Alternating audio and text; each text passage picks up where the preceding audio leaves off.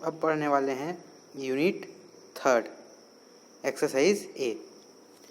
जो एक्सरसाइज है गुण संबंध, इसमें जो मेन है वो 9 वर्ग सारणी है।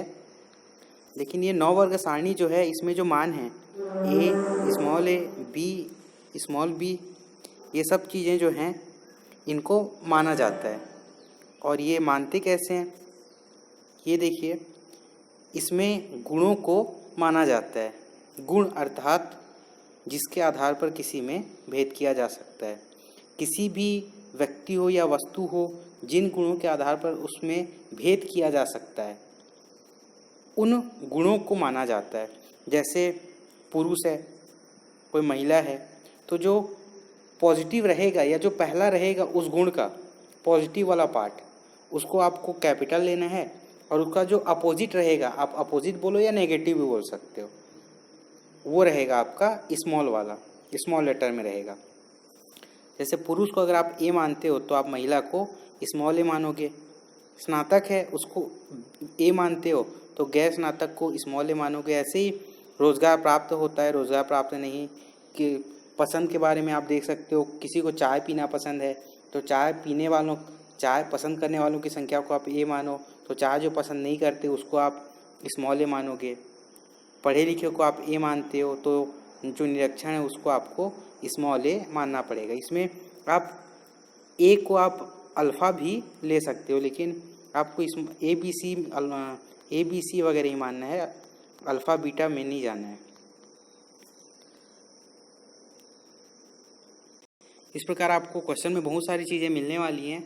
जैसे बोलेगा कि पुरुष है और स्नातक करता है, तो आप पुरुष को अगर ए मानते हो तो महिला हो जाएगी स्मॉल ए। उसके बाद आपको स्नातक जो है उसको बी मानना पड़ेगा, तो जो गैर स्नातक है वो स्मॉल बी हो जाएगा। कहने का मतलब है जो गुण होते हैं वो 3 हो सकते हैं, एक गुण हो ही नहीं सकता, या तो 2 होंगे या तो 3 होंगे।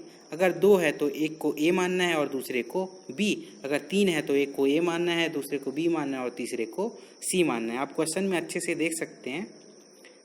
उसके बाद जो मेन है वो है 9 वर्ग सारणी। इसमें और बहुत सारी सारणियाँ हैं, लेकिन ये एक सारणी जो है वो महत्वपूर्ण है।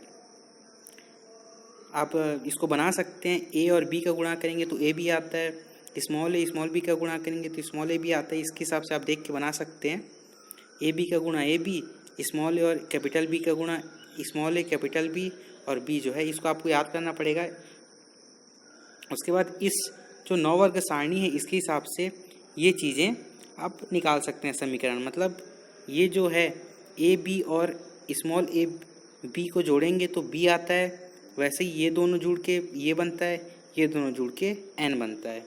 या आप ऊपर से भी देख सकते हैं, ये दोनों को जोड़ेंगे तो ये बनेगा, ये दोनों को जोड़ेंगे तो ये आएगा, और ये दोनों को जोड़ेंगे तो ये आएगा। इसका मतलब है मान लो इसका मान 1 है, इसका मान 1 है और इसका मान 2 है, तो फिर n का मान हो जाएगा 3।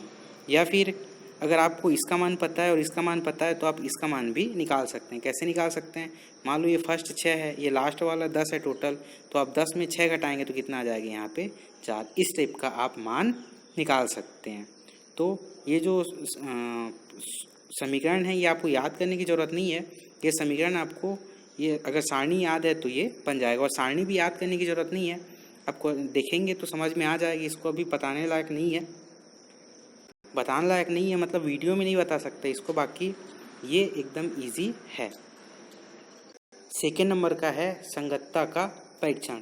कुछ क्वेश्चन में बोलता है कि जो मान दिए गए हैं वो संगत हैं कि नहीं है, मतलब सही है या गलत है, इस टाइप का संगति असंगति के बारे में पूछता है। तो क्वेश्चन को देख कि ये जो नियम फॉर्मूले हैं या समीकरण है ये आपको याद करना पड़ेगा। सारे क्वेश्चन में सारे नहीं लगने वाले, आपको क्वेश्चन को देखना है। अगर क्वेश्चन में संगत है कि नहीं पूछा है और ये 3 मान दिए हैं तो आपको ये लगाना है, ये मान दिए हैं तो ये लगाना है, इतने सारे मान दिए हैं तो फिर ये लगाना है, ये मान दिया है तो ये लगाना है। इस टाइप का आपको क्वेश्चन को पढ़ना है, उसके मान जो रहेंगे उसको छांटना है, कौन कौन से गुण हैं, उसके हिसाब से जो मान दिए रहेंगे उसी मान वाला आपको संगतता असंगतता का परीक्षण करना है। मतलब ये चीज़ें क्वेश्चन पर निर्भर करती हैं कि आपको कौन सा वाला सूत्र या फॉर्मूला या नियम या समीकरण प्रयोग करना है। संगतता के परीक्षण को और एक अच्छे तरीके से देख सकते हैं। अगर 2 गुण हैं ए और बी, तब तो निकालना ईजी है। अगर 3 गुण हैं ए, बी और सी, तब ये संगतता का परीक्षण हार्ड हो जाता है। दूसरा, आप अगर ये नहीं लगाना चाहें, कुछ क्वेश्चन होंगे जिसमें आपको 9 वर्ग सारणी से भी संगतता का मान पता चल जाएगा। 9 वर्ग सारणी में किसी का मान माइनस में नहीं होता। अगर ये जो 9 वर्ग सारणी दिया इसमें से किसी का भी मान अगर माइनस में आता है तो फिर वो असंगत होता है। तो इस प्रकार भी आप ये सारणी से भी असंगतता का पता लगा सकते हैं। लेकिन जो मेन है वो जो समीकरण लिखवाए हो उसको आपको याद करना पड़ेगा।